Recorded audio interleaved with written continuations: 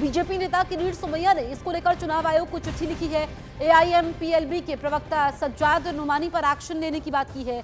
अपनी चिट्ठी में किरीट सोमैया ने सज्जाद नुमानी के एक वीडियो का ब्यौरा भी दिया है और कहा कि सज्जाद नुमानी नफरती बयान के जरिए चुनाव को प्रभावित कर रहे हैं। अपने नफरती बयान के जरिए वो मुस्लिम वोटर्स को बीजेपी के खिलाफ भड़का रहे हैं।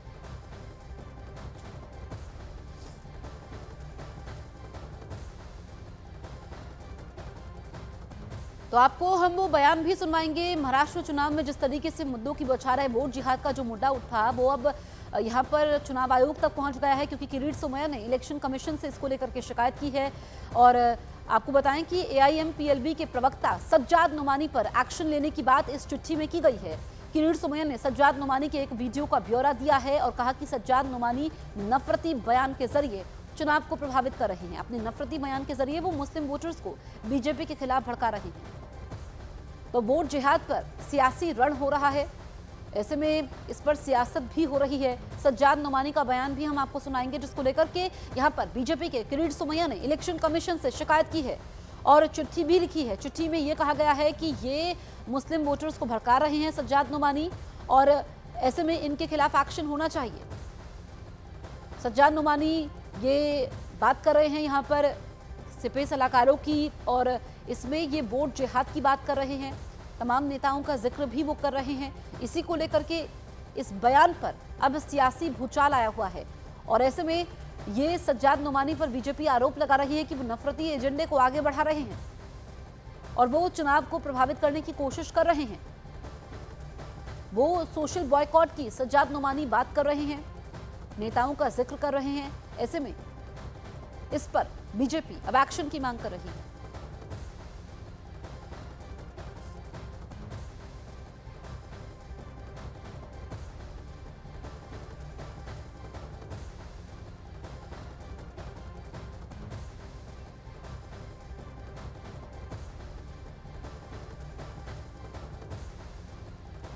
तस्वीरें आप तक पहुंचा रहे हैं। अब यहां पर आप देखिए कि पहले फतवे की बात हो रही थी, अब वोट जिहाद को लेकर के सियासी भूचाल आया हुआ है। चुनाव आयोग रहमान सज्जाद नुमानी के विरुद्ध में हमने चुनाव आयोग में शिकायत की है। मौलाना नुमानी साहब मुस्लिमों के बीच में भाषण करते हैं, धार्मिक भावना भड़काते हैं।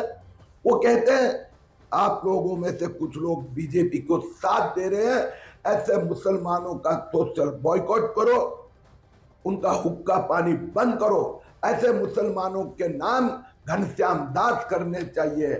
मौलाना वोट जिहाद के लिए भी अपील करते हैं, उनके खिलाफ कार्रवाई करने के लिए मैंने चुनाव आयोग को विनती की है।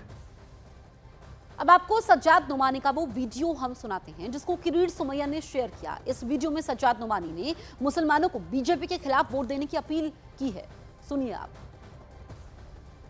मुझे मालूम है लोकसभा के इलेक्शन में आपके कुछ लोगों ने बीजेपी का साथ दिया था।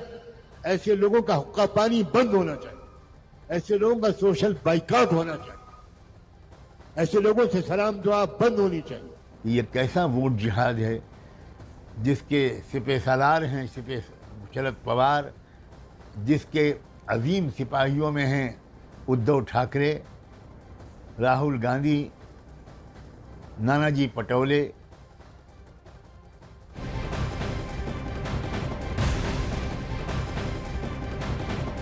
महाराष्ट्र में फतवे पर राजनीति तेज हो चुकी है। महाराष्ट्र के डिप्टी सीएम देवेंद्र फडणवीस ने पुणे में एक जनसभा में महाविकास अघाड़ी पर जोरदार हमला बोला है। उन्होंने महाविकास अघाड़ी पर धर्म आधारित ध्रुवीकरण का आरोप लगाते हुए इसे वोट जिहाद करार दिया और साथ ही महायुति सरकार के पक्ष में धर्म युद्ध लड़ने की अपील की। उन्होंने कांग्रेस, एनसीपी और उद्धव गुट पर तुष्टीकरण की सियासत करने का आरोप भी लगाया। खुरांना आम्ही सोडून देऊ, जर या ठिकाणी वोट जिहाद होणार असेल तर माझं तुम्हाला आव्हान आहे, आता मतांचं धर्मयुद्ध हे आपल्याला देखील लढावं लागेल। आता एक राहिलो तर सेफ राहो। इस बीच बीजेपी नेता अमित मालवीय ने एक वीडियो शेयर कर दावा यह किया कि वोट जिहाद के जरिए केंद्र में अपना राज स्थापित करने की बात कहने वाले एआईएमपीएलबी के प्रवक्ता सज्जाद नुमानी एमबीए को समर्थन दे रहे हैं। अमित मालवीय ने वीडियो शेयर करके दावा यह किया कि सज्जाद नुमानी ने राहुल गांधी, शरद पवार, उद्धव ठाकरे और नाना पटोले को सिपह सालार बताया।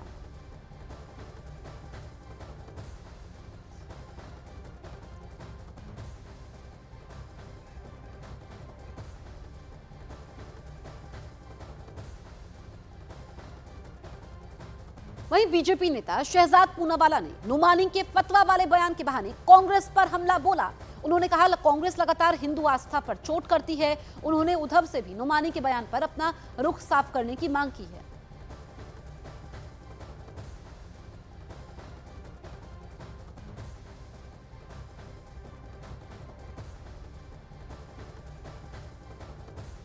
वोट जिहाद में इनके सिपह सलार शरद पवार है, इनके अजीम सिपाही कोट अनकोट अजीम सिपाही उद्धव ठाकरे हैं, नाना पटोले राहुल गांधी है।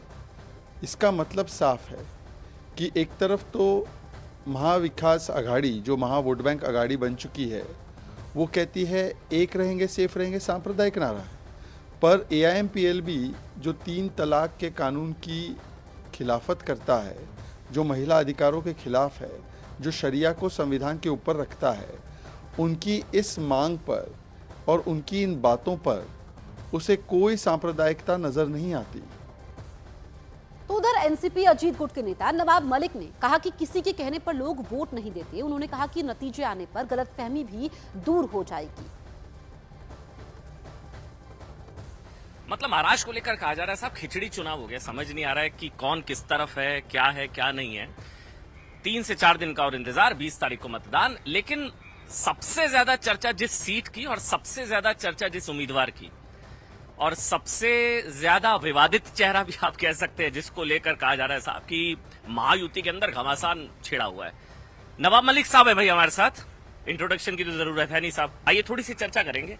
सवाल कुछ नहीं, पहला मतलब कौन एक है कौन सेफ है, कितने बटेंगे कितने जुड़ेंगे? देखिए बटना कटना जो बयान है, बटेंगे तो कटेंगे, वाहियात बयान है। धर्म पर आधारित राजनीति की उम्र बहुत ज़्यादा नहीं होती।